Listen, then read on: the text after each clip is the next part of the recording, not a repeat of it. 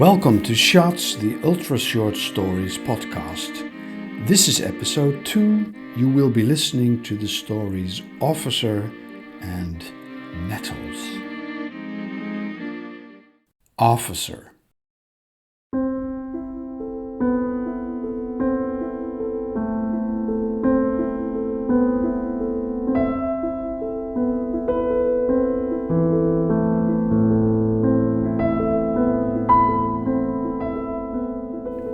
Jesus, Christine, at least put that gun out of sight.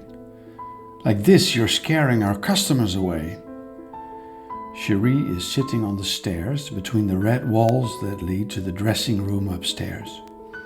She's wearing no more than would be needed at the very least for dancing around a pole here at the Chrome Club.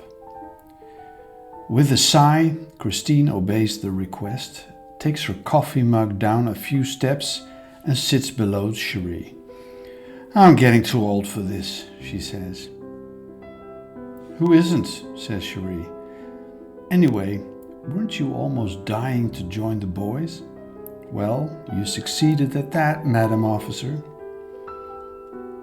You make everybody happy every night, but the same men who want to put money in your panties want to kick me in the face. They succumb to the giggles. Kissy, they do it.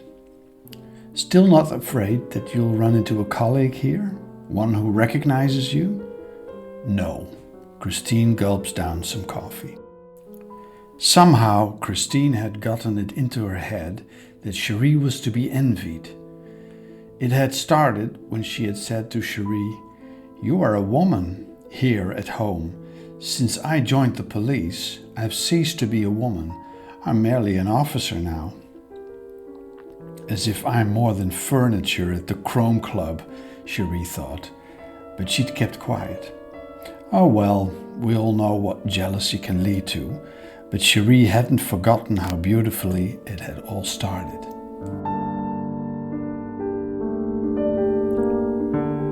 How she fell in love when Christine, in full riot gear, had worked her against the ground during a demonstration for or against something. Everything smelled of grass, the sun poured an aura around Christine's helmet, and the baton against her throat stopped Cherie from going right on Christine's mouth. Wow, she'd moaned, with a voice cracking from tear gas, Christine wide-legged on top of her.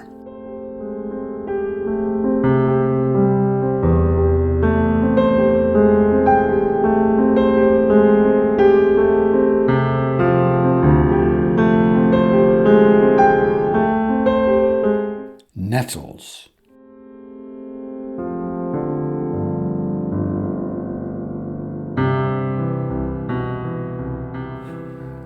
The stinging nettles are so high and abundant here that the girl holds her arms high above her head as she strolls through the backyard. She stands in that same position when she taps on the window of the room in which Leaf is sitting. Out of the corner of his eye, Leaf had seen the girl's arms approach.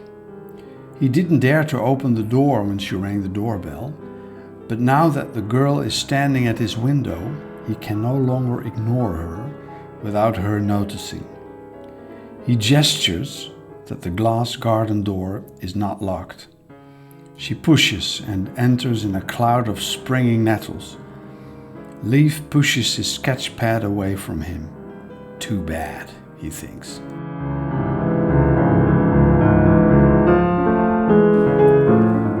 There's no one to braid me. Will you do it? The girl asks. Was her name Esther? Leaf thinks. But says, doesn't your father always braid you? My father is gone. Wait for him to come back. Mama doesn't want him to come back. Everything comes out the same, angry, curtly. I can't braid. Oh, yes you can. You braided Mama and then she won the prize for the most beautiful braid of the year. Your mother was 11 then.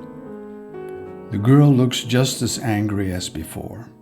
Leaf wants to ask how she knows about her mother and him, and says he won't braid her. But the new balance of power between the sexes urges more caution than in his own early years. He gestures her to a chair in his studio, starts, pricks himself on a nettle leaf in the girl's hair. His hands tremble as she asks, "Why didn't you ever braid Mama again?" Yes, her name is Esther. He concentrates on this type of thought so he won't have to bother with the question.